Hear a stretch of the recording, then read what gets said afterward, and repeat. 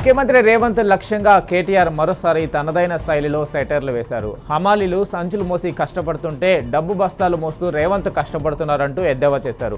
10 ఏళ్ల కేసీఆర్ పాలనలో అన్ని వర్గాలు సుభిక్షంగా ఉంటే 2.5 రేవంత్ పాలనలో ప్రజలందరూ విలువెల్లాడుతున్నారని ఆవేదన వ్యక్తం చేశారు. కుండ పగిలితే పగిలిందేమో కానీ కుక్కబుద్ధి ఏంటో తెలిసిందన్న కేటీఆర్ బీఆర్ఎస్ పార్టీకి అధికారం పోయినా ప్రజల్లో మమకారం తగ్గలేదన్నారు. రంగారెడ్డి జిల్లా సిద్దాపూర్లో డంప్ యార్డు ఏర్పాటుపై తీవ్ర స్థాయిలో ఫైర్ అయ్యారు మాజీ మంత్రి హరీష్ రావు. కొత్తూరు మండలం సిద్దాపూర్ గ్రామంలో 86 ఎకరాల్లో డంప్ యార్డు ఏర్పాటు చేస్తూ కాంగ్రెస్ ప్రభుత్వం జీవో నెంబర్ 641 తీసుకురావడం అత్యంత దుర్మార్గమైన చర్య అని మండిపడ్డారు. రాష్ట్ర ప్రభుత్వం వెంటనే సిద్దాపూర్ డంప్ యార్డు నిర్ణయాన్ని బేషరతుగా ఉపసంహరించుకోవాలని డిమాండ్ చేశారు. లేని పక్షంలో నష్టపోతున్న 20 గ్రామాల ప్రజల పక్షాన బీఆర్ఎస్ పార్టీ పెద్ద ఎత్తున ఉద్యమిస్తుందని, స్థానిక రైతులకు అండగా నిలబడి పోరాడుతుందని హెచ్చరించారు.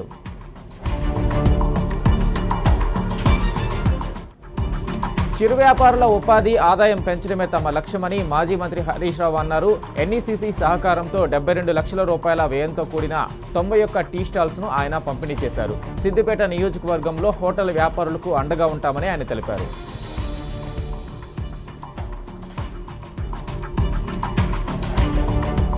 ఈ నెల 24తో ముగుస్తున్న ఎస్ఐఆర్ ప్రక్రియను పొడిగించాలని BRS working president KTR demand చేశారు. దేశవ్యాప్తంగా ఒక వ్యక్తికి ఒకే ఓటు విధానాన్ని ఎన్నికల కమిషన్ అమలు చేయాలన్నారు. అర్హులైన ప్రతి ఒక్కరి పేరు ఓటరు జాబితాలో ఉండాల్సిందేనని, అనర్హులను జాబితా నుంచి ఏరివేయాల్సిందేనని తేల్చి చెప్పారు. ఈ మేరకు కేంద్ర ఎన్నికల కమిషన్ను కలిసేందుకు త్వరలో ఢిల్లీకి బీఆర్ఎస్ ప్రతినిధి బృందం వెళ్లనుంది.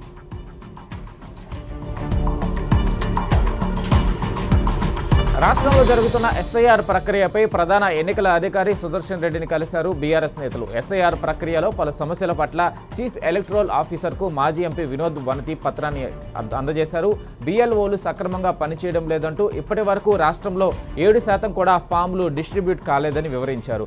ఎస్ఐఆర్ ప్రక్రియకు ఇంకా 20 రోజులే మిగిలి ఉందని, గడువు పెంచాలని సూచించినట్టు తెలిపారు. ఈ కార్యక్రమంలో మాజీ ఎంపీ వినోద్తో పాటు MLC L Ramana, Soma Bharat, Karne Prabhakar, Y Satish Reddy, Sumitra Anand పాల్గొన్నారు.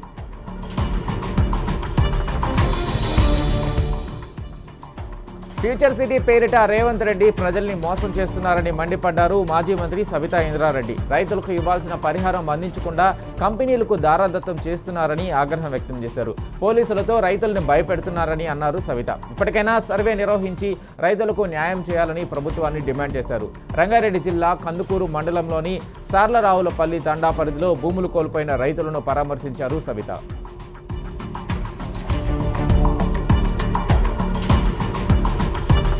ఇరిగేషన్ శాఖపై మంత్రి ఉత్తమ్ కుమార్ రెడ్డికి కనీస అవగాహన లేదని విమర్శించారు మాజీ మంత్రి గంగుల కమలాకర్. కాంగ్రెస్ ప్రభుత్వం రైతుల ఆవేదనను పట్టించుకోవడం లేదని విరుచుకుపడ్డారు. ముఖ్యమంత్రి, మంత్రుల అసమర్థతతో కరీంనగర్లో తాగేందుకు నీరు లేని విపత్కర పరిస్థితులు నెలకొన్నాయని మండిపడ్డారు. మేడిగడ్డతో సంబంధం లేకుండా ప్రతిరోజు 2 TMCల నీటిని ఎత్తిపోయొచ్చని సూచించారు. రాష్ట్ర ప్రభుత్వం ఇప్పటికైనా నీటిని ఎత్తిపోసి తాగునీటి కష్టాలను తీర్చాలని డిమాండ్ చేశారు.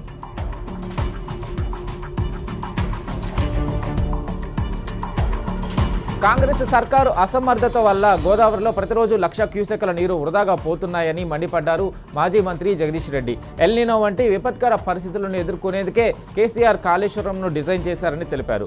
రేవంత్ రెడ్డి ఇప్పటికైనా తన బురద రాజకీయాలను పక్కన పెట్టి కన్నేపల్లి వద్ద మోటార్ లాంచ్ చేయాలని డిమాండ్ చేశారు. ప్రభుత్వానికి నీళ్లు ఇవ్వడం చేతకాకపోతే వారం రోజులు మాకివ్వండి, మల్లన్న సాగర్ నుంచి కొండపోచమ్మ దాకా మోతే మండలం చివరి గ్రామం వరకు నీళ్లిచ్చి చూపిస్తామని హెచ్చరించారు.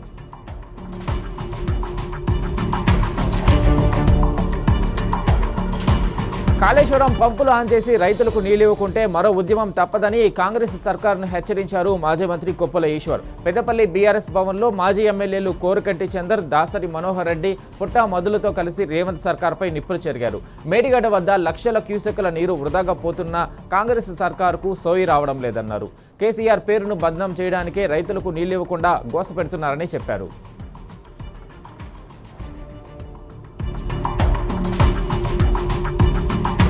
వరుస కథనాలతో అవినీతి తిమింగళం డీఎస్పీ భీమిరెడ్డిని ఏసీబీ అధికారులు అరెస్టు చేశారు. ఇటీవల భీమిరెడ్డి నివాసాల్లో ఏసీబీ సోదాలు నిర్వహించారు. దాదాపు 300 కోట్ల అక్రమ ఆస్తులను గుర్తించిన అధికారులు భీమిరెడ్డిని అరెస్టు చేయలేదు. దీంతో ఏసీబీ అధికారుల తీరుపై తీవ్ర విమర్శలు వచ్చాయి. కొన్ని వర్గాల వారిని అరెస్టు చేస్తారా అని ఏసీబీ బాధితులు బహిరంగంగానే ప్రశ్నించారు. టీజీఎస్ పీడీఎల్ అధికారి అంబేద్కర్ సతీమణి డిఆర్ తబిత అసహనం వ్యక్తం చేశారు. ఏసీబీ డైరెక్టర్ బ్యూరోకి వినతి పత్రం సమర్పించారు. దీంతో చేసేదేం లేక ఏసీబీ అధికారులు భీమిరెడ్డిని అరెస్టు చేశారు.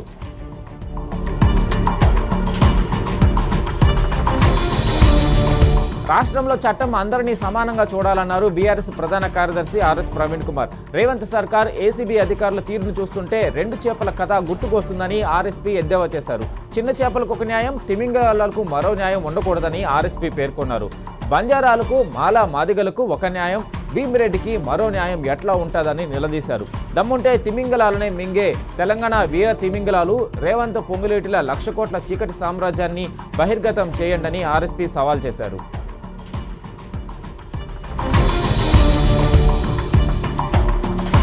కర్మాన్ ఘాట్ జర్నలిస్టు వెంకటరామిరెడ్డిపై అక్రమ కేసులు పెట్టి ఆంధ్ర పోలీసులు అదుపులోకి తీసుకుంటే తెలంగాణ ప్రభుత్వం చోద్యం చూస్తుందని మాజీ మంత్రి శ్రీనివాస్ గౌడ్ మండిపడ్డారు.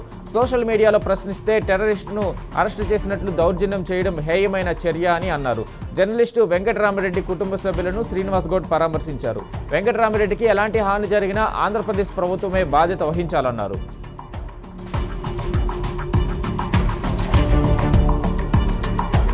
భూపాలపల్లి ఎమ్మెల్యే బామర్దులు నియోజకవర్గంలో ఒక్కొక్క మండలాన్ని పంచుకుని దందాలు చేస్తున్నారని మాజీ ఎమ్మెల్యే గండ్ర వెంకటరమణారెడ్డి ఆరోపించారు. మొక్కల కొనుగోళ్ల వ్యవహారంలో పెద్ద ఎత్తున అవినీతికి పాల్పడ్డారని విమర్శించారు. నష్టపోయిన రైతులకు న్యాయం చేయాలని గండ్ర వెంకటరమణారెడ్డి డిమాండ్ చేశారు. చిట్యాల మండల కేంద్రంలో గండ్ర వెంకటరమణారెడ్డి ధర్నా నిర్వహించారు. ఆయనను అరెస్టు చేసి పోలీస్ స్టేషన్కు తరలిస్తుండగా బీఆర్ఎస్ శ్రేణులు అడ్డుకుని ఆందోళనకు దిగాయి.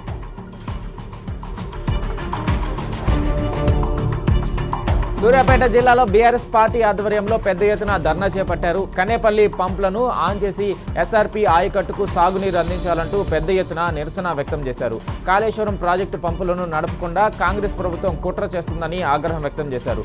కాళేశ్వరం పంపులను ఆన్ చేస్తే తమ ప్రాంతమంతా సస్యశ్యామలం అవుతుందని తెలిపారు.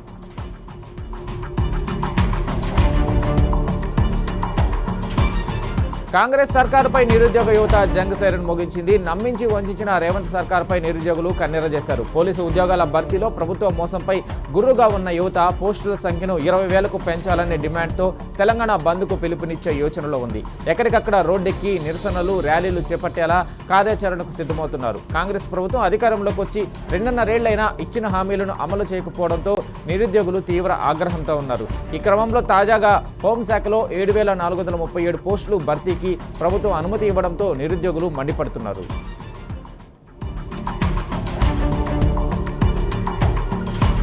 పెండింగ్లో ఉన్న ఫీజు రీయింబర్స్మెంట్, స్కాలర్షిప్స్ను వెంటనే విడుదల చేయాలని డిమాండ్ చేస్తూ ఏఐఎస్ఎఫ్ ఆందోళన చేపట్టింది. ఖమ్మం జిల్లా కమిటీ ఆధ్వర్యంలో పెద్ద ఎత్తున విద్యార్థులు డిప్యూటీ సీఎం బట్టి విక్రమార్క క్యాంప్ ఆఫీసును ముట్టడించేందుకు ప్రయత్నించారు. పోలీసులు అడ్డుకోవడంతో రోడ్డుపైన బైఠాయించి ఆందోళన చేపట్టారు. ఖమ్మం కేంద్రంగా ప్రభుత్వ విశ్వవిద్యాలయాన్ని ఏర్పాటు చేయాలని ఏఐఎస్ఎఫ్ డిమాండ్ చేసింది. విద్యారంగ సమస్యలు పరిష్కరించకపోతే ప్రగతి భవన్ను ముట్టడిస్తామని ఏఐఎస్ఎఫ్ నేతలు హెచ్చరించారు.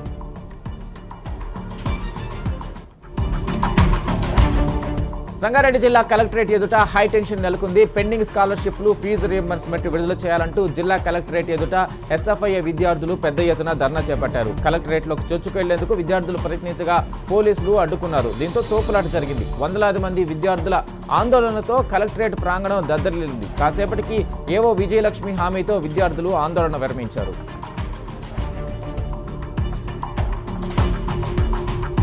మంచిర్యాల జిల్లా చెన్నూరు తెలంగాణ మైనార్టీ రెసిడెన్షియల్ స్కూల్లో విద్యార్థులకు కారంతో భోజనాలు పెట్టిన ఘటన తీవ్ర కలకలం రేపింది. దీనిపై బీఆర్ఎస్ నేతలు ఆందోళనకు దిగడంతో అధికారులు దిగొచ్చారు. స్కూల్లో ఆకస్మిక తనిఖీలు నిర్వహించి వాస్తవ పరిస్థితులు తెలుసుకున్నారు. అయితే అధికారులు మీడియాను మాత్రం అనుమతించలేదు.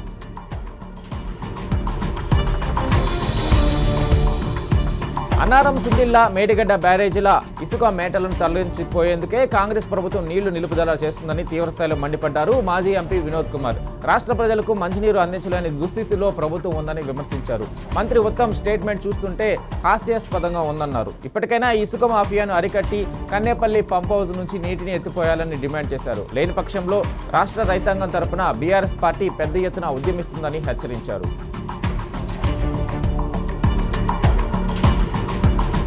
విద్యార్థులు చదువుతో పాటు క్రీడలపైన ఆసక్తి పెంచుకోవాలని మాజీ మంత్రి సనత్ నగర్ ఎమ్మెల్యే తలసాని శ్రీనివాస్ యాదవ్ పిలుపిచ్చారు. అమీర్పేట ధరంకరం రోడ్డులోని మున్సిపల్ గ్రౌండ్లో నిర్వహించిన తలసాని శంకర్ యాదవ్ ద్వితీయ స్మారక క్రికెట్ టోర్నమెంట్ను ఆయన ప్రారంభించారు. బ్యాట్ పట్టి విద్యార్థులతో కలిసి క్రికెట్ ఆడి వారిని ఉత్సాహపరిచారు. విద్యార్థులు చదువుతో పాటు క్రీడలు, సాంస్కృతిక కార్యక్రమాలకు కూడా సమయం కేటాయించాలని సూచించారు. క్రీడలను ప్రోత్సహించేందుకు తన వంతు సహకారం ఎల్లప్పుడూ ఉంటుందని తెలిపారు.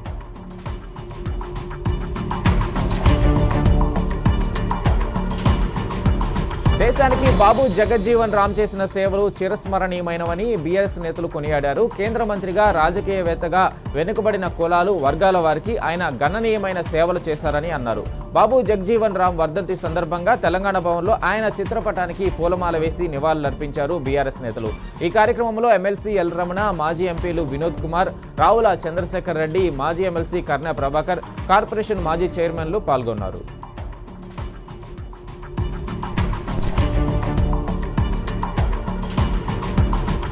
హన్మకొండ జిల్లా బీఆర్ఎస్ పార్టీ కార్యాలయంలో మాజీ మంత్రి దాస్యం ప్రణయ్ భాస్కర్ జయంతి వర్ధంతిని నిర్వహించారు. తెలంగాణ ఉద్యమకారులు, ప్రణయ్ అన్న మిత్రమండలి, బీఆర్ఎస్ నాయకులు, శ్రేణులతో కలిసి ప్రణయ్ భాస్కర్ ఫోటోకు పూలమాల వేసి నివాళులర్పించారు.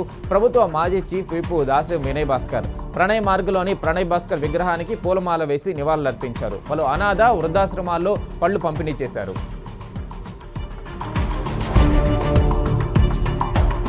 భూ వివాదాలుంటే మాట్లాడుకోవాలే కానీ రైతుల నోట్లో మట్టి కొట్టొద్దన్నారు మాజీ ఎమ్మెల్యే నాగేశ్వరరావు. భద్రాద్రి జిల్లా దమ్మపేట పరిధిలో కొబ్బరి తోటను నరికివేయడం దారుణమని మండిపడ్డారు. మొక్కలను ధ్వంసం చేసిన వారిపై కఠిన చర్యలు తీసుకోవాలని డిమాండ్ చేశారు.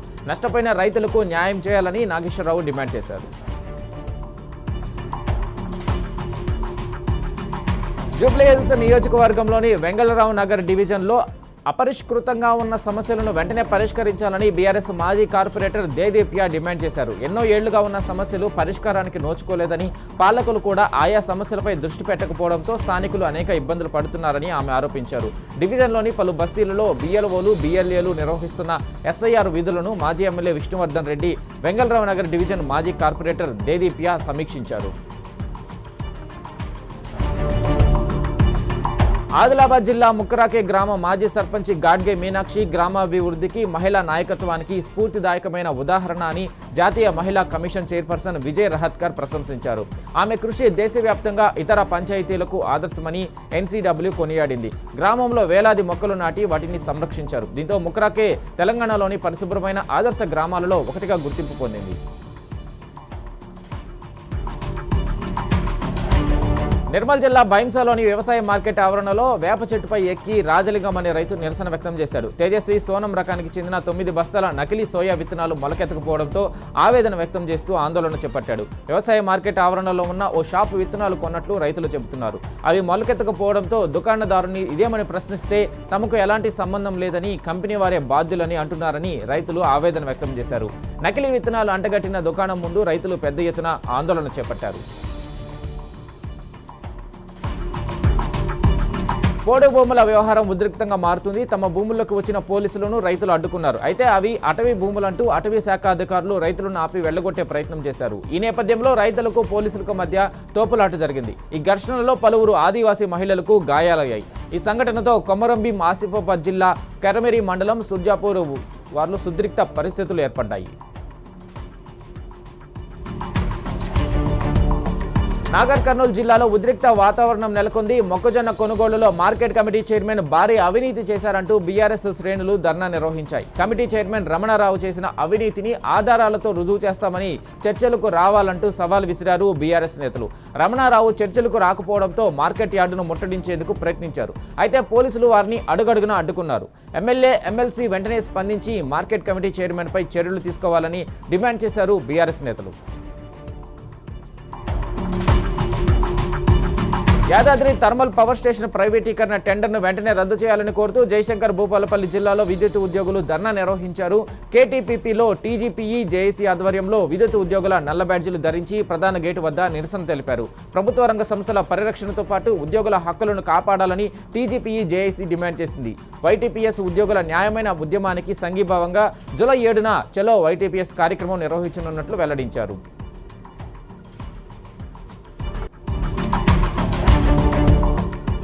సూర్యాపేట జిల్లా పులిచింతల విద్యుత్ ఉత్పత్తి కేంద్రం వద్ద ఉద్రిక్తత నెలకొంది. గత 8 ఏళ్లుగా పనిచేస్తున్న తమను జెన్కో కంపెనీ ఉన్నపళంగా తొలగించడంపై కాంట్రాక్టు కార్మికులు మండిపడుతున్నారు. పులిచింతల విద్యుత్ స్టేషన్ గేటుకు తాళం వేసి నిరసనకు దిగారు. గేటు ముందు బైఠాయించి రాష్ట్ర ప్రభుత్వం జెన్కోకు వ్యతిరేకంగా నినాదాలు హోరెత్తించారు. తమను పర్మినెంట్ చేస్తామని నమ్మబలికి తక్కువ జీతానికి వెట్టి చాకరీ చేయించుకున్నారని ధర్నా నిర్వహించారు. ఇప్పుడు ఉన్నపళంగా తీసేస్తే ఎటుపోవాలంటూ ఆందోళన వ్యక్తం చేశారు. మెట్రో విస్తరణ విషయంలో కిషన్ రెడ్డి అడ్డుకుంటున్నారని ముఖ్యమంత్రి ఆరోపించారు. ఒక అడుగు ముందుకేసి ప్రధాని సహా కేంద్రం తెలంగాణకు అన్ని రకాలుగా సహకరిస్తున్నా తెలంగాణలో కాంగ్రెస్ ప్రభుత్వానికి మంచి పేరు రాకుండా ఉండడానికి కిషన్ రెడ్డి కుట్రలు చేస్తున్నారని ఆరోపించారు. తెలంగాణకు రావాల్సిన అన్ని ప్రాజెక్టులను కిషన్ రెడ్డి అడ్డుకుంటున్నారని విమర్శించారు. తాను కలిసిన కేంద్ర మంత్రులు సానుకూలంగా స్పందిస్తున్నా వారిని సహకరించొద్దని కలిసి కోరుతున్నారని ఆరోపించారు. ఈ క్రమంలో కేంద్ర మంత్రుల అపాయింట్మెంట్లను ఇప్పించాలని కిషన్ రెడ్డికి లేఖ రాశారు. కేసీఆర్ తాతను కలిసి తాను గీసిన చిత్రపటాన్ని అందజేయాలని ఓ చిన్నారి ఆశగా ఎదురు చూస్తుంది. జోగులాంబ గద్వాల జిల్లా అమరవాయి గ్రామానికి చెందిన అల్ఫియా హైదరాబాద్లోని శ్రీ మేధ పాఠశాలలో 3వ తరగతి చదువుతుంది. డ్రాయింగ్లో ప్రత్యేక నైపుణ్యం ఉన్న అల్ఫియా కేసీఆర్కు వీరాభిమాని. 2-3 రోజుల్లో కేసీఆర్ను కలిసేందుకు ఆ చిన్నారికి అనుమతి వచ్చిందని సోషల్ మీడియాలో ఓ వార్త ట్రోల్ అవుతుంది. దీంతో అల్ఫియా కళా నైపుణ్యతకు పలువురి ప్రశంసలు లభిస్తున్నాయి. రాష్ట్రంలో నడుస్తుంది సర్కార్ కాదు సర్కస్ అని మరోసారి రుజువైంది. ముఖ్యమంత్రి రేవంత్ రెడ్డి ఇష్టారాజ్యంగా పరిపాలన సాగిస్తున్నారు. మంత్రులు లేకుండానే సమీక్షలు నిర్ణయాలు జరుగుతున్నాయి. పదే వివాదాస్పదమవుతున్నప్పటికీ తీరు మార్చుకోవడం లేదు. టూరిజం శాఖపై సంబంధిత శాఖ మంత్రి జూపల్లి లేకుండానే అధికారులతో సమీక్ష చేశారు. రాష్ట్రంలోనే ఉన్నప్పటికీ సమీక్షకు హాజరు కాలేదు జూపల్లి కృష్ణారావు. అయితే ఈ సమీక్షకు జూపల్లిని అసలు పిలవలేదా అనే అనుమానాలు కూడా వ్యక్తమవుతున్నాయి. జూపల్లిని డమ్మీ మంత్రి కింద ట్రీట్ చేస్తున్నారా అని చర్చ జరుగుతుంది. ఆర్టీసీ డ్రైవర్ అప్రమత్తతో ప్రమాదం తప్పింది. సొమ్మసిల్లిన మహిళకు సకాలంలో వైద్యం అందింది. మానవత్వానికి నిదర్శనంగా నిలిచే ఈ ఘటన ఖమ్మం జిల్లా నేలకొండపల్లిలో జరిగింది. కోదాడకు చెందిన ఆర్టీసీ బస్సు 120 మందికి పైగా ప్రయాణికులతో కిక్కిరిసి కోదాడ నుంచి ఖమ్మంకి బయలుదేరింది. బస్సులో గాలి పీల్చుకునే పరిస్థితులు కూడా లేకుండా పోయింది. దీంతో మహబూబాబాద్ జిల్లాకు చెందిన ఎలగం కేతం అనే మహిళ సొమ్మసిల్లింది. గమనించిన తోటి ప్రయాణికులు ఆ బస్సు డ్రైవర్ కండక్టర్కు తెలిపారు. అప్రమత్తమైన డ్రైవర్ ధరావత్ రమేష్ బస్సును సకాలంలో ఆసుపత్రికి తరలించారు. చికిత్స మహిళ కాసేపటికి కోలుకుంది. అప్రమత్తంగా వ్యవహరించి మహిళ ప్రాణాలు కాపాడిన డ్రైవర్ రమేష్ ను ప్రయాణికులు ప్రశంసించారు.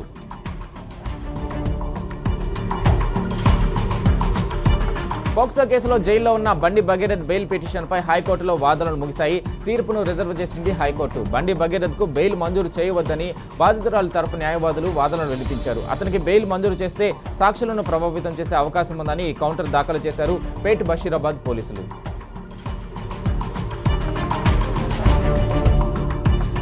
హైదరాబాద్ నాంపల్లి క్రిమినల్ కోర్టులో అగ్ని ప్రమాదం జరిగింది. కోర్టు ప్రాంగణంలో అకస్మాత్తుగా మంటలు చెలరేగాయి. ఘటనా స్థలానికి చేరుకున్న ఫైర్ సిబ్బంది మంటలను ఆర్పారు. షార్ట్ సర్క్యూట్ కారణంగానే ప్రమాదం జరిగి ఉంటుందని అధికారులు అనుమానం వ్యక్తం చేశారు.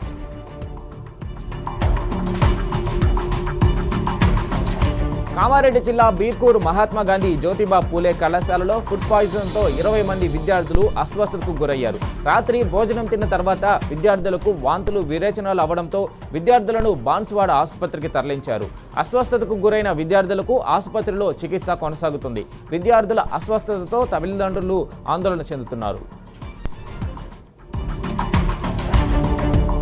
మంచిర్యాల జిల్లా కోటపల్లి కేజీబీవీ పాఠశాలలో చదువుతున్న ఇంటర్మీడియట్ విద్యార్థిని కనిపించకుండా పోయింది. 2 రోజులుగా ఆమె ఆచూకీ తెలియకపోవడంతో తల్లిదండ్రులు తీవ్ర ఆందోళన చెందుతున్నారు. సమాచారం అందుకున్న పోలీసులు రంగంలోకి దిగి పెద్ద ఎత్తున గాలింపు చర్యలు చేపట్టారు.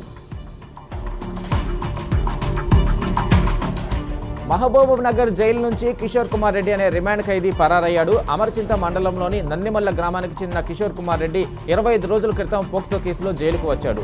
టవల్స్ ను ఒకదానికొకటి ముడివేసి 18 అడుగుల గోడను దూకి పారిపోయాడు. అతని కోసం పోలీసులు తీవ్రంగా గాలిస్తుండగా స్వగ్రామం ఆత్మకూరు మండలం నందిమల్ల గ్రామంలోని సొంత వ్యవసాయ పొలం వద్దకు ఉన్నట్లు తెలుసుకొని పోలీసులు అక్కడికి వెళ్లారు. అతనిని అదుపులోకి తీసుకునేందుకు ప్రయత్నించగా ఆత్మహత్యాయత్నానికి పాల్పడ్డాడు. పరిస్థితి విషమించడంతో హుటాహుటిన కిషోర్ కుమార్ రెడ్డిని వనపర్తి జిల్లా ఆసుపత్రికి తరలించారు. ఆదమరిస్తే అంతా హుష్కాకే, అప్రమత్తంగా లేకపోతే అమూల్యమైనవన్నీ పోగొట్టుకున్నట్టే. హైదరాబాద్లో అదే జరిగింది. సరూర్ నగర్లో 2 దుండగులు బైక్పై వచ్చి ఉద్దేశపూర్వకంగా కింద పడినట్లు నటించారు. వారిని పైకి లేపేందుకు వచ్చిన ఓ వ్యక్తి దృష్టి మరల్చి ₹1,00,000 విలువైన సెల్ ఫోన్ కొట్టేసి పరారయ్యారు. ఇందుకు సంబంధించిన వీడియో సోషల్ మీడియాలో తెగ వైరల్ అవుతుంది.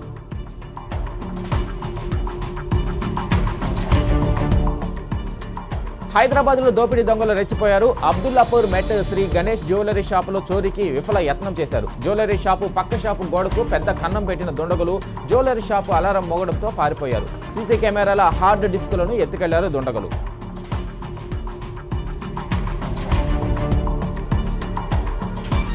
ఆపదలో ఆదుకున్న తమపైనే అనీష్ రెడ్డి కేసులు పెడుతున్నాడని రజత్రావు ఆరోపించారు. తన సినిమా ఆగిపోయిందంటే 2 కోట్లు ఇచ్చానని, సంవత్సరం అవుతున్నా తిరిగి 1 పైసా కూడా ఇవ్వలేదని తెలిపారు. డబ్బు తిరిగి ఇవ్వాలని పలుమార్లు అడిగినా అనీష్ రెడ్డి స్పందించకపోవడంతో అతన్ని పరిచయం చేసిన మోహిన్ ఇంటికి పిలిపించానని రజత్రావు వివరించారు.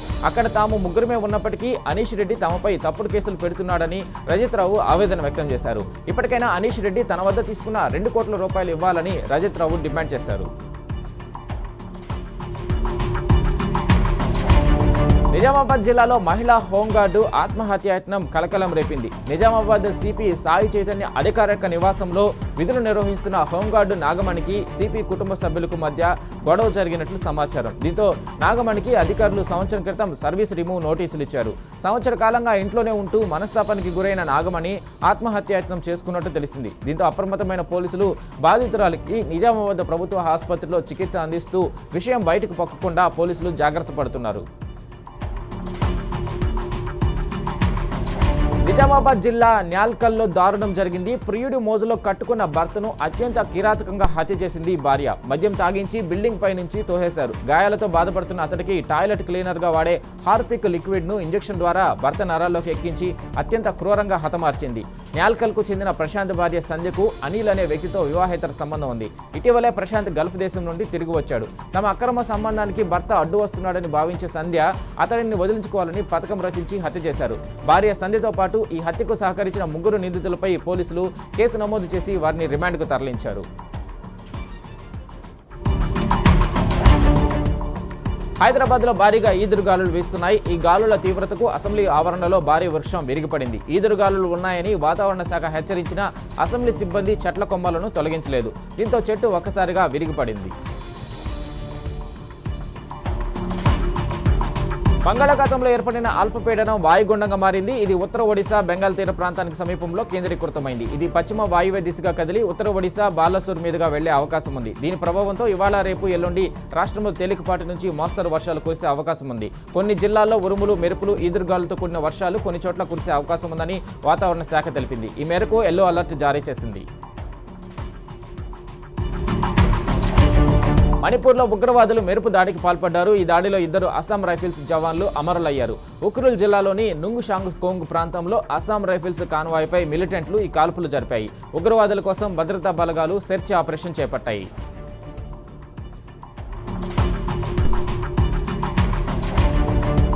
కరూర్ తొక్కిసలాట కేసులో కీలక సాక్ష్యాలను తమిళనాడు మంత్రులు ప్రభావితం చేయడానికి ప్రయత్నిస్తున్నట్లు తెలుస్తుంది. సాక్షులకు రక్షణ కల్పించాలని దాఖలైన పిటిషన్పై సుప్రీంకోర్టు అత్యవసర విచారణ జరిపేందుకు అంగీకరించింది. ఈ పిటిషన్పై justice Ahsanuddin Amanullah, justice she'll నాగులతో కూడిన ధర్మాసనం రేపు విచారణ చేపట్టనుంది.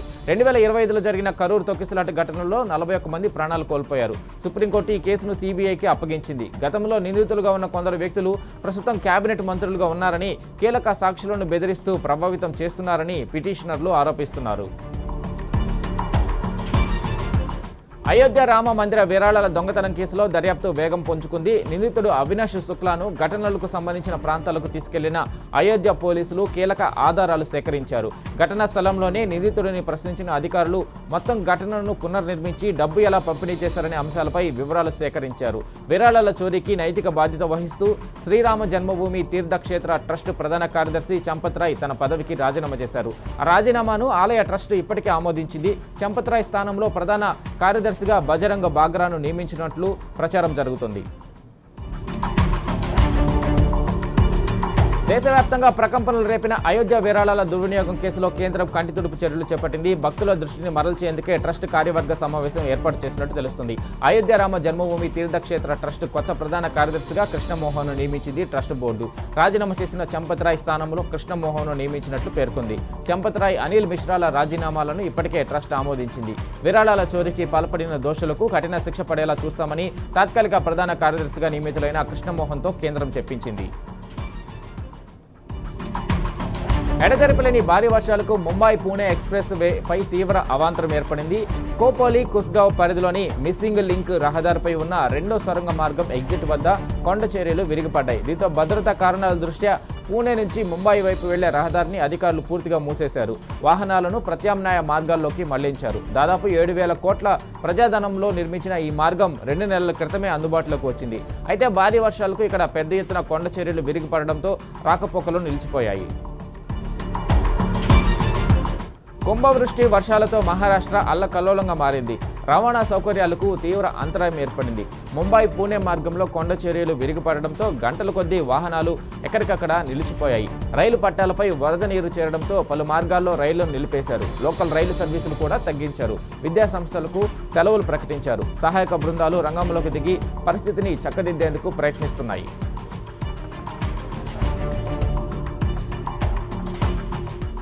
మహారాష్ట్రలో ఎడతెరిపి లేకుండా కురుస్తున్న భారీ వర్షాలు తీవ్ర విషాదం నింపాయి. ముంబైలోని ముంకుర్దు ప్రాంతంలో 3 అంతస్తుల భవనం కూలిపోవడంతో 5 చిన్నారులతో సహా మొత్తం 6 ప్రాణాలు కోల్పోయారు. ముంబై ఫైర్ సిబ్బంది, పోలీసులు రంగంలోకి దిగి సహాయక చర్యలు చేపట్టారు.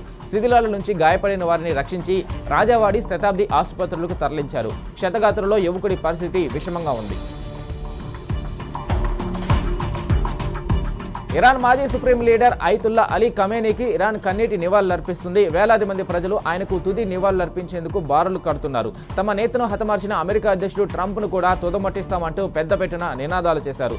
అంత్యక్రియలకు ఆయన కుమారుల్లో 3 హాజరయ్యారు. వారంతా తండ్రి శవపేటిక వద్దే ఉన్నారు. అయితే భద్రతా కారణాల రీత్యా ఖమేనీ మరో కుమారుడు, ప్రస్తుత సుప్రీం లీడర్ మోజ్తబా ఖమేనీ మాత్రం హాజరు కావడం లేదు. ఉక్రెయిన్పై రష్యా విరుచుకుపడింది. క్షిపణి దాడులతో బీభత్సం సృష్టించింది. క్రెమెన్చుక్ చమురు శుద్ధి కర్మాగారంపై జరిగిన భారీ క్షిపణి దాడితో ఉక్రెయిన్కు తీవ్ర నష్టం వాటిల్లింది.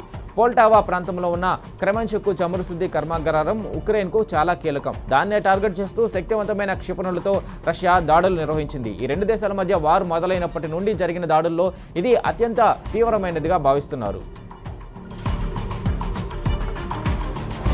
శ్రీలంక జైలులో జరిగిన ఖైదీ గ్రూపుల ఘర్షణలో మృతుల సంఖ్య అంతకంతకు పెరుగుతుంది. ఇప్పటి వరకు ఖైదీల పరస్పర దాడుల్లో 25 మంది మరణించగా మరో 100 మందికి పైగా గాయాలయ్యాయి. నెగంబో పట్టణంలోని కారాగారంలో ఈ ఘటన జరిగింది. జైలులో డ్రగ్స్ వ్యవహారంలోనే 2 గ్రూపుల మధ్య ఘర్షణ జరిగినట్లు స్థానిక మీడియా చెబుతుండగా జైలు సామర్థ్యానికి మించి ఖైదీలు ఉన్నారని, ఈ క్రమంలోనే వారి మధ్య ఘర్షణ జరిగిందని ప్రచారం జరుగుతుంది.